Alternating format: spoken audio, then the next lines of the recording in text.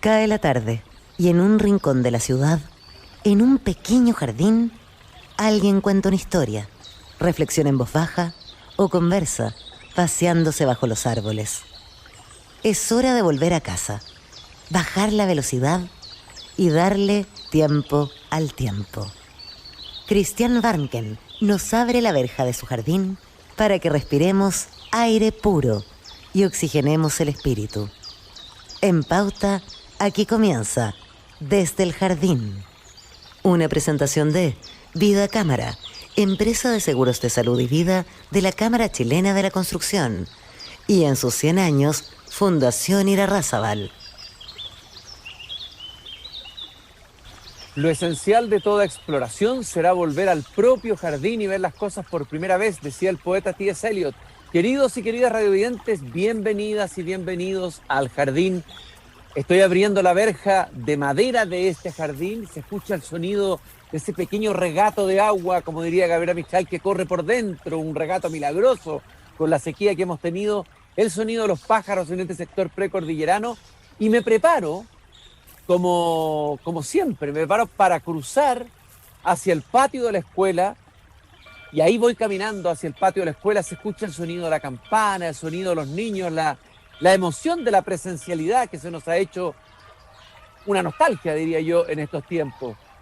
Y cuando llego al patio de la escuela, a quien primero veo es a ella, es a Gabriela Mistral. Y sobre todo, la escucho.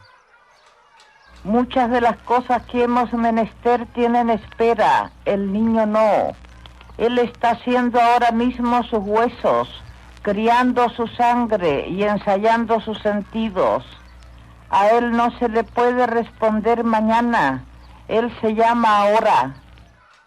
La urgencia, el ahora de la educación planteado de una manera tan nítida por Gabriela Mistral. Hoy día quiero leer algunos pensamientos pedagógicos que fueron publicados en el año 1923 en la revista de Educación en su número 1. Son muchos, pero seleccioné algunos. Así parte diciendo Gabriela Mistral: para los que enseñamos, 1, todo para la escuela, muy poco para nosotras mismas. 2, enseñar siempre, en el patio y en la calle como en la sala de clase. Enseñar con la actitud, el gesto y la palabra.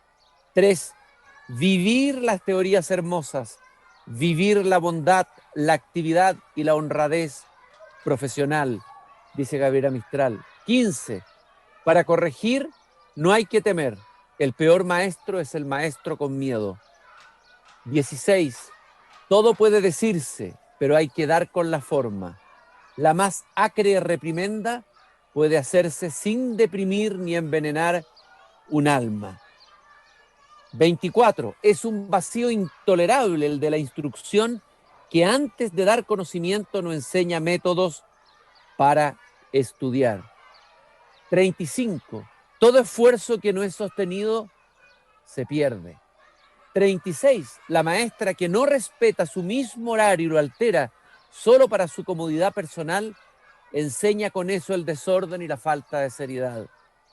Luego dice 39, no hay sobre el mundo nada tan bello como la conquista de almas. 42, toda lección es susceptible de belleza. Y 46, nada más triste que el que la alumna compruebe que su clase equivale a su texto. Esta es la riqueza de cada una de estas afirmaciones. Para quienes hemos trabajado en educación, obviamente que nos resuenan muchísimo, pero lo primero que sorprende que para Gabriela Mistral es muy importante la dimensión estética de la educación y a veces poética, espiritual, diríamos, pero también cosas muy concretas que tienen que ver con el orden, que tienen que ver con la autodisciplina y la disciplina. Hay otros capítulos de sus escritos donde habla de lo cuidada que tiene que estar la sala, lo limpia, lo prolija, cosas que a veces se olvidan hoy, como si eso fuera algo que no tiene que ver con la tarea educativa. Y para hablar justamente del desafío de enseñar, de educar en zonas vulnerables, donde Gabriela Mistral también enseñó toda su vida, voy a sentarme aquí en el banco de la escuela y a conversar con una colega, con una profesora de inglés, a quien conocí cuando yo era un joven profesor de castellano lleno de sueños e ilusiones, en el mítico colegio Santiago College, donde me llevó la recordada Rebeca Donoso. Ella es Luz María Bach, que trabajó 18 años en ese maravilloso colegio. Por lo menos para mí fue una de mis experiencias pedagógicas más entrañables en el Santiago College. Fue 9 años directora del Colegio San Joaquín de Renca, de la Fundación Astoreca, con niños de máxima vulnerabilidad. También participa en el trabajo editorial de la Fundación Astoreca, es asesora además de una sociedad de Sofofa, que trabaja, una corporación educacional de Sofofa, que trabaja en liceos técnicos. Ha sido sostenedora de escuelas de la Sociedad Protectora de la Infancia, fue decana de la Facultad de Educación Finisterrae de la Universidad Andrés Bello, etcétera. Es decir, es un currículum de una vida entera dedicada con persistencia, con dedicación y desde luego con vocación, que duda cabe, a la educación. Luz María, qué gusto encontrarme contigo aquí en el patio de la escuela. Feliz de verte, Cristian, la verdad que sí. Recuerdo con mucho cariño esos debates apasionados. La Sociedad de los Poetas Muertos nos convocaron Sí. a juntar alumnos a discutir acerca del rol de los profesores. Y conversamos mucho acerca de la influencia de los profesores y de cuánto podían modificar las mentes de los jóvenes, los profesores. Recuerdo como muchas veces conversamos en distintos puntos de vista de la responsabilidad de embalar alumnos en estas caminatas, en estas búsquedas de verdades y del ese sello responsable que debía mantener el profesor acerca del camino, a veces desconocido, en que podía embarcar a sus alumnos, ¿no? De ahí, de esos grandes debates, me fui a la vulnerabilidad durante 9 años y valoro enormemente cada una de las frases que tú dijiste de Gabriela Mistral, que tú leíste, Cristian, porque para mí fue una escuela, darme cuenta que todo eso que para mí era tan fácil de encontrar en el Santiago College y en la curiosidad de esos alumnos, en esa riqueza que había, en esas ganas de compartir discusiones y comentarios, no era tan evidente ahí en el mundo de los más vulnerables. No era tan obvio qué significaba la puntualidad. No era tan obvio que la limpieza era una adquisición. Y me di cuenta de que de alguna manera en ese mundo de la vulnerabilidad al cual se refería Gabriela Mistral, era sí muy necesario un orden para ayudar al orden mental, una limpieza que permitiera ver y distinguir lo esencial y lo relevante de aquello que ensuciaba. Era indispensable formar a los alumnos, formar hábitos, darles estructuras que no estaban necesariamente dadas en su contexto.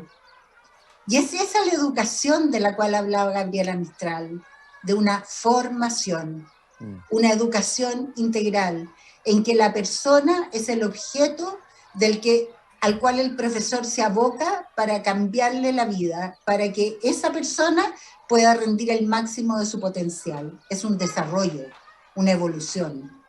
Luz María, formación. A veces se dice, las formas no son tan importantes, importante el fondo, pero cuán importantes son los dos en educación. La forma, los límites, un ambiente limpio, ordenado, acogedor. Es decir, si no hay un orden exterior, bien difícil que haya un orden interior, ¿no? Yo creo que eso se aprende en los colegios de extrema vulnerabilidad. Absolutamente, Cristiano. O sea, uno se da cuenta de que ese niño que en su casa tal vez no hace clasificación, o porque no hay espacio, o porque no hay tiempo, la clasificación es importante enseñársela, porque es un patrón mental. Y tú te das cuenta de que cuando el niño adquiere la clasificación como un patrón mental y la empieza a aplicar en su casa, empieza a querer un orden en determinados aspectos en su casa. O sea, la formación es algo que se adquiere. Habla de evolución, como te decía anteriormente. No nacemos con las cosas puestas, no nacemos con la capacidad de discernir y discriminar porque sí, lo aprendemos. Y eso es formación. Y es por eso que es tan importante el profesor que se aboca a ir mucho más allá que a pasar un contenido curricular o a pasar una materia. Es a mirar cómo lo está aprendiendo con H el alumno, cómo está absorbiendo ese contenido para poder clasificarlo en su cabeza, ordenarlo en su cabeza y después aplicarlo. Luz María, me gustaría que me contaras cómo fue tu experiencia dirigiendo por 9 años el Colegio San Joaquín de Renca. Me imagino que tiene que haber sido una experiencia, 9 años importante, casi 10 años, en un colegio vulnerable. Tú venías, como decías, de un colegio donde teníamos todo, un maravilloso colegio, con esos rosales que había en Providencia, la antigua sede de Santiago College, esa biblioteca maravillosa que yo recuerdo, una biblioteca mítica llena de pisos. No, eso está en la mayoría de los colegios de Chile, los colegios más vulnerables. Entonces, ¿qué significó para ti como educadora esa experiencia? ¿Qué aprendiste como directora? Los directores son muy importantes en los proyectos educativos, así como los profesores. Tener liderazgo fuerte, pedagógico, bueno, es fundamental, ¿no? El Yo te director. A ver, diría que háblame de eso. fue un doctorado, porque partí creyendo que todo era replicar lo aprendido. Yo incluso en el Santiago College había tenido la oportunidad maravillosa de formarme con el bachillerato internacional, de aprender muchas cosas que no estaban dadas por una facultad de educación, de ir mucho más allá. Y creí que era cosa de aplicarlo en otro contexto, pero me di cuenta de que la formación y la educación de niños que venían de contextos vulnerables con una enorme desventaja cultural, con una brecha gigantesca en vocabulario, con habilidades que no estaban dadas en sus casas y por lo tanto no estaban formadas, con expectativas más bajas por parte de sus padres, que no estaban bueno, hace ya mucho tiempo, pero esos padres no estaban necesariamente pensando en el futuro, estaban más bien proyectándose en el día a día, Cristian. Y eso era bien distinto a lo que yo había vivido.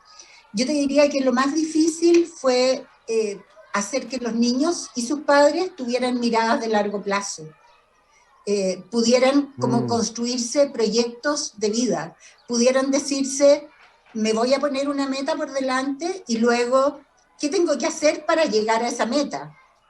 O sea, las metas no aparecen en la vida de nadie, las metas se construyen. Y ese camino de construcción era una cosa que era un idioma como chino.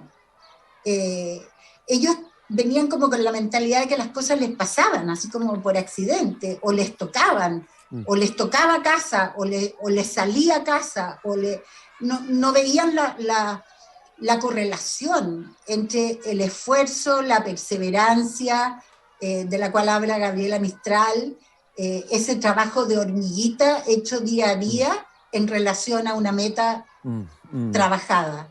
Yo te diría que eso fue como mi primer golpe de realidad, el ajustarme a ese trabajo. No todo va a ser rápido, no todo va a ser tan eficiente ni tan inmediato, sino que va a ser de largo plazo, pero aquí hay que construir proyectos de vida. Hablábamos del papel de director. ¿Qué otros elementos son fundamentales en lograr esos objetivos, esos plazos, esas metas, en lograr incluso resultados, en lograr ser competitivo, aunque se diga que no, obviamente que hay competencia, si quiere o no, aunque está demonizada la palabra competencia, pero tiene un valor positivo también la palabra competencia, que tal vez hay que rescatarlo? Créeme que lo primero que hacía cuando aparecían los resultados del CIMSE era mirar a cuántos puntos estábamos de cómo le iba al Santiago College o cómo le iba al colegio de mis hijos, porque yo no lograba entender por qué se esperaba que les fuera peor a mis alumnos de Renca que lo que le iba a otros niños. Yo sentía que tenía que irles igual, si acaso los profesores que queríamos y nos proponíamos que les fuera igual. Quiero comentarte que hoy día sí les va igual. Los niños de Renca tienen iguales o superiores resultados en las pruebas que cualquier colegio particular pagado. Pero ha sido un trabajo largo, de muchos años, de convencerlos que son capaces de tener sus propios proyectos de vida. Y el hecho que hoy día ellos, a ver, me devuelvo un poco, tal vez a fines del primer año cuando alguien me preguntó por qué estás de directora en Renca, y yo fui capaz de verbalizar que lo que yo quería era lograr la libertad de cada uno de mis alumnos, y que por libertad yo entendía que cada uno de ellos pudiera escoger lo que quería hacer con su vida al término de la educación escolar. Recién en ese minuto fui capaz de dibujar el concepto de libertad con el concepto de trabajar día a día para obtener esa libertad. Que no quedara porque me saqué tantos puntos, sino que obtuve, logré. ¿Ah? Hoy día nuestros alumnos entran a las carreras que quieren, ya a las universidades que quieren. Y eso es un trabajo que yo creo que tendríamos que poder aspirar a lograr en todo Chile. Gran parte de eso tiene con la primera frase que tú leíste de la primera oración de Gabriela Mistral, con un sentido de urgencia. Nosotros teníamos muy claro en Astoreka, y lo seguimos teniendo, de que cada día en la vida de un niño marca la diferencia. Cuando tú y no llegas podíamos perder tiempo. Luz María, cuando tú llegas a dirigir un colegio, que es como cuando un presidente llega a dirigir un país o un alcalde a un municipio, tiene que establecer prioridades, porque son tantas las dimensiones en juego, tantas las tareas, los equipos humanos las urgencias que hay que resolver, de repente colocarse el traje de bombero. Bueno, la tarea de un director es muy grande y con muchas urgencias, como dices tú. ¿Cómo ordenaste, cómo se ordena eso? ¿Cómo se va priorizando? ¿Cuáles son para ti, qué aprendiste que era lo prioritario, donde había que invertir el tiempo, energía, recursos, etcétera? El derecho a la educación de los niños, no me pierdo ni un minuto. Que cada niño tuviera el derecho a no perder ni un minuto de tiempo. Que cada clase prometida se le cumpliera absolutamente. Si se le decía que iba a tener 45 minutos de oportunidades de aprendizaje, eso iba a tener. No iba a tener tiempo ocioso. Que la biblioteca que estaba a la entrada del colegio iba a estar siempre abierta para él. Que los libros iban a estar siempre disponibles para él. Que los recreos iba a tener la posibilidad de jugar en la biblioteca. Y que en las tardes, cuando saliera, si tenía que esperar a sus padres, iba a poder hacer tareas en la biblioteca, iba a poder leer en la biblioteca. Que el colegio fuera una instancia de oportunidades, de herramientas, que sintiera que tenía que él aferrarse a esa oportunidad que se le estaba dando y agarrarla, porque esa era una tabla importante para nadar hacia su meta. Oye, Luz María, y me imagino que aquí la familia, a ver, la relación del colegio con la familia es extremadamente importante. ¿Cómo se logra? ¿Cómo lograste? ¿Cuál sería, no sé si tu receta o tus recomendaciones para un trabajo con la familia para poder incorporarla? Porque no debe ser siempre fácil. Y sin eso hay una pata coja en la mesa, digamos. Yo creo que tuve suerte, Cristian, en que me tocó una época en que había confianza, o me generé confianza, nos generamos confianza, los padres querían al colegio, estábamos insertos en una población, estamos hasta el día de hoy insertos en un barrio conflictivo, difícil, pero el colegio nunca cambió de aspecto, siempre fue mediaguas pintadas blancas, pero impecable, con sus ventanitas azules impecables, con un jardín bien cortadito. Se entra por un jardín, de hecho, se atraviesa hacia el patio desde el jardín, pero no era una cosa, no era un volumen impositivo que rompiera, sino que se abría hacia la comunidad. Yo te diría que era una época en que la confianza primaba, Cristian, no había una desconfianza. Y había también un común diálogo de los padres, creer en el esfuerzo y creer en la perseverancia. No había esta cosa que hoy día uno se encuentra más frecuentemente, que es como una sobreprotección, y que no vayan a estresar a los niños, y que por favor no les den tanta tarea. Yo te diría que más bien había un sentido compartido de que el trabajo rendía fruto, que era duro, que era esforzado, que a todos les costaba, pero que rendía fruto. Oye, Luz María, tú hablas en pasado, es decir... no, era porque era en mi época, y yo creo que eso ha cambiado un poco. Se ha cambiado, yo creo que ha cambiado. Hoy día más desconfianza, hoy día vivimos como el tiempo de la sospecha, ¿no es cierto? Sí. Y de la sobreprotección, Cristian, yo creo que hay una mirada de los padres hacia querer proteger a los niños de todo aquello que les sea difícil. Yo creo que eso en términos educativos hay una cosa como generalizado, como querer protegerlos de los dolores, querer protegerlos de los cansancios, querer protegerlos de los rigores.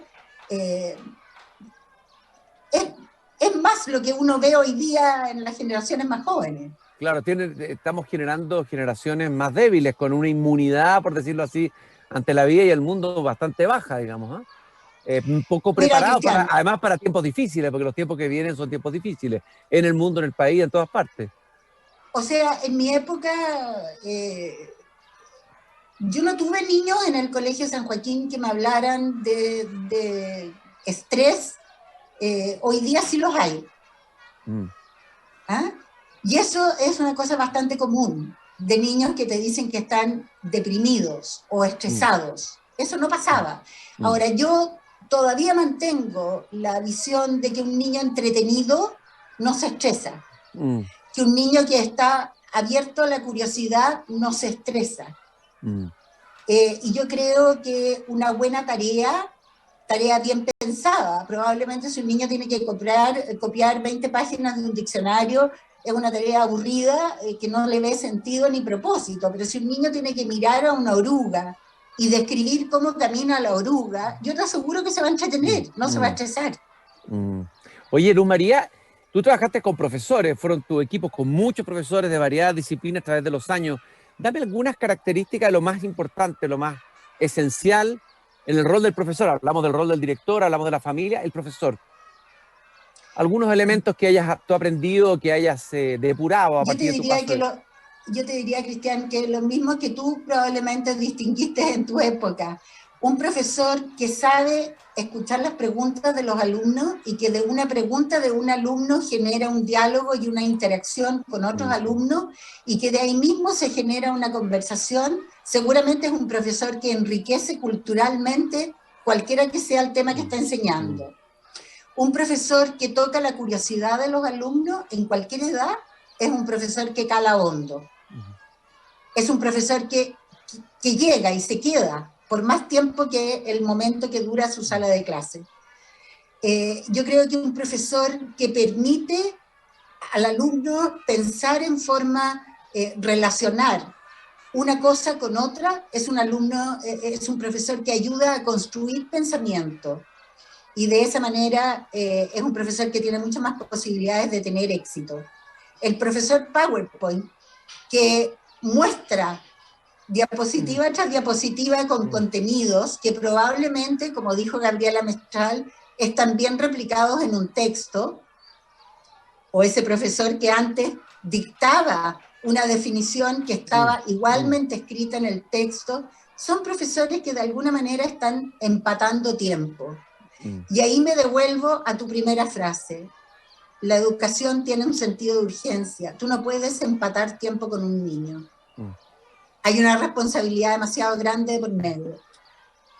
Luz María Bach nos está acompañando en este paseo por el patio de la escuela, cerca de mi jardín, profesora de inglés de la Universidad Católica, ha trabajado en el Colegio San Joaquín de Renca como directora, un colegio de la Fundación Astoreca, trabaja actualmente en el ámbito editorial de la misma fundación, en los colegios ligados a la corporación Sofofa, ha sido profesora, sostenedora, etcétera, etcétera, etcétera. ¿Cuál es tu mirada de la pandemia y la educación? Un tema que no podemos obviar. Hay algunos diagnósticos fatalistas en el sentido que la pandemia implicó un retroceso y que es difícil de recuperar hacia el futuro. ¿Cómo lo ves tú? ¿Hay alguna señal de esperanza? ¿Qué es lo que hay que hacer? ¿Qué es lo que se debe hacer para salir de este retroceso y tiempo perdido? ¿Cuál es tu mirada? Yo tengo miradas y preocupaciones. A ver, creo que hay ciertas cosas que hay que tomar con rapidez, como por ejemplo, en los más chiquititos, la motricidad quedó terriblemente atrás. O sea, un niño tomando un lápiz hoy día es una tortura. No están sabiendo pescar el lápiz, les cuestan los trazos, hay una inseguridad que claramente implica que va a tener muchos problemas para escribir durante mucho tiempo. El vocabulario se rechazó muchísimo. Hay un estudio interesantísimo que hizo la Universidad Católica, Sergio Ursúa y la Fundación Chowenco y la Protectora de la Infancia, y que muestra un deterioro del lenguaje patético. Eso hay que trabajarlo rápido, y te diría que el primer ciclo hasta segundo, tercero básico es súper importante hacerlo ya. Las matemáticas y toda la mecánica de las matemáticas quedó muy postergada. Las matemáticas necesitan de una mecánica para poder despegar. El pensamiento matemático no se construye sin una mecánica. Y la mecánica se perdió. Los niños no se aprendieron las tablas, lisa y llanamente. Todo eso son cosas que se pueden remediar, pero que hay que ponerse manos a la obra y hay que tomarlas como remediales rápido. Ahora, yo creo que es súper importante volver a clase, y la presencialidad es indispensable, pero también es indispensable entender de que no podemos volver al mismo tipo de clase. No podemos volver al profesor que dicta porque los niños perdieron esa costumbre. No podemos volver al profesor que les habla y los alumnos escuchan porque llevan demasiado tiempo escuchando detrás de una pantalla. Tenemos que interactuar. Tenemos que promover el diálogo, tenemos que promover la conversación, tenemos que promover la discusión. En algún momento tenemos que sacar las ideas que han estado aposándose a ancho de la cabeza y que no han tomado forma. Oye, Luz María, en ese sentido, la pérdida de vocabulario, la dramática pérdida de lenguaje, ahí, por ejemplo, la lectura en voz alta. Absolutamente. Incluso yo lo he visto en colegios particulares que uno ve que no promueven lectura, todo era pantalla, todo digital. Desaparece el libro, desaparece el papel, desaparece el lápiz y desaparece también la lectura en voz alta, que implica tantas dimensiones. ¿Cómo miras tú eso? Patético nomás. O sea, a ver, el Ministerio hizo un enorme esfuerzo de digitalizar la biblioteca escolar digital. Ese enorme esfuerzo. Pero que yo tengo claro de que muchos de los alumnos les cuesta de un minuto para otro empezar a leer en un tablet o en un teléfono. He visto alumnos leyendo en un teléfono, lo cual no me logro imaginar cómo se puede hacer. No sé si las próximas generaciones van a dejar el libro, no logro pensar cómo puede hacerse uno, cómo puede pasearse para distinguir qué libro quiere leer sin mirar una carátula, sin mirar un título. Sí, lo físico, la dimensión física es muy... Es raro, ¿eh?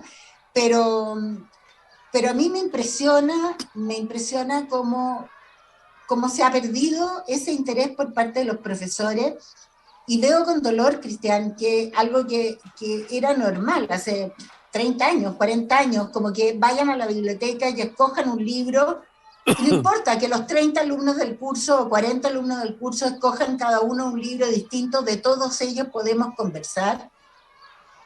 Eso hoy día no se da. El profesor hoy día espera que todos los alumnos lean el mismo libro, como si los intereses fueran homogéneos, como si los gustos fueran homogéneos, y como si importara de verdad que la comprensión lectora la pudiéramos determinar en 3, 4, 5 o 10 preguntas relativas de un libro. ¿Por qué no mucho mejor hablar de los libros, conversar de lo que cada niño creyó comprender o comprendió? Oye, Luz María, en ese sentido, tú dices, ya no podemos volver a hacer clases como hicimos antes de la pandemia. Y en el tema curricular, ¿no será la oportunidad tal vez de, no sé si simplificar, aliviar o llegar a unos currículos más esenciales, más que permitan más libertad, más autonomía a los profesores? ¿Cómo ves tú eso, esa dimensión curricular, y qué cambios se podrían y debieran hacer? Tal vez la oportunidad. Ese es un tema bien de discurso, Cristian, el que el currículum es tan abultado que es imposible. La verdad es que el currículum no es más abultado que lo que es en miles de países. Cientos de países tienen currículum mucho más abultado que el chileno. Francia, por ejemplo. Pero lo que nunca se ha logrado especificar o decir claramente que el currículum no es un dogma. Lo que hay en el currículum es un listado grande de contenidos, y lo que importa son los objetivos de aprendizaje. Tú como profesor puedes ir escogiendo los contenidos que mejor se adapten a los aprendizajes que se quieren lograr. Por lo tanto, tú bien podrías cada año hacer tu propia selección de contenidos de aquello que se te da por extensión. No hay nada que se imponga como la extensión completa de los contenidos curriculares. Oye, Luz María, pero en ese sentido entonces habría que reeducar o enseñar a los profesores a leer el currículum. Por ahí va. Ajá. Por ahí va. Mira, hay un curso, ya no me acuerdo cuál es, y este ejemplo lo he dado muchas veces y así todo se me olvida el curso, pero hay un curso en que está como Grecia, un plumazo de Grecia. Y si uno lo hiciera de manera literal y uno pasara un contenido a una clase, resulta que te quedarían en el año 3 clases para Grecia. Y de acuerdo al currículum, hay como 5 contenidos de Grecia. Uno son los filósofos, otro es la arquitectura, otros son la geografía, otro es la mujer en Grecia, otro es la literatura griega. O sea, tú comprenderás que para 3 clases hay que hacer una discriminación, ¿no? Y tú podrías decir, la verdad es que a mí solo me va a alcanzar para la literatura y para la democracia. Y no voy a hablar de nada más. Pero no tiene ningún sentido de que yo distribuya 15 minutos para la mujer en la Grecia antigua, si no voy a decir nada relevante al respecto. Por eso te digo, es un rol mucho más del profesor que del currículum en sí, o un problema mucho más de los profesores que del currículum en sí. Luz María, en el último minutito que tenemos en este paseo por la escuela, en esta interesantísima conversación, estoy con Luz María Bach, profesora de inglés, ha sido directora de colegio, ya lo dijimos, de la Fundación Astoreca, en Renca, el Colegio San Joaquín, trabaja también en los colegios ligados a la Corporación Sofofa. Hablamos de la urgencia, esa palabra que coloca ahí Gabriela Mistral, tan unida, entrañablemente unida a la educación. ¿Cuál es para ti la urgencia, tu urgencia? Porque pueden haber varias urgencias. ¿Cuál es tu urgencia que a ti te gustaría, digamos, o te parecería importante relevar hoy y colocarle energía, tiempo, dedicación, etcétera, en la educación chilena?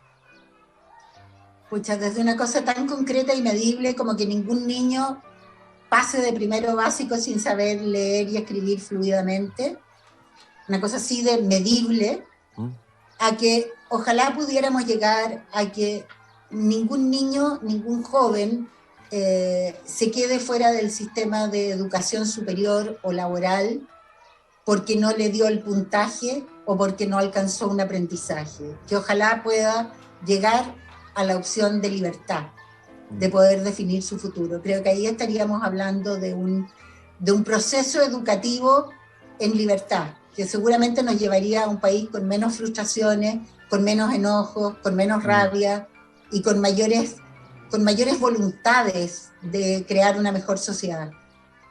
Luz María, yo te agradezco muchísimo este último mensaje, muy interesante. Sí, hay rabia, hay molestia, hay resentimiento, hay muchas cosas acumuladas, energía negativa acumulada que no ha tenido deriva, no ha tenido salida, y la educación es desde luego una de las válvulas, en el buen sentido, que puede procesar eso, que debe procesar y debe ofrecer esperanza, primero que nada, a cada uno de los alumnos y alumnas de nuestro sistema educacional.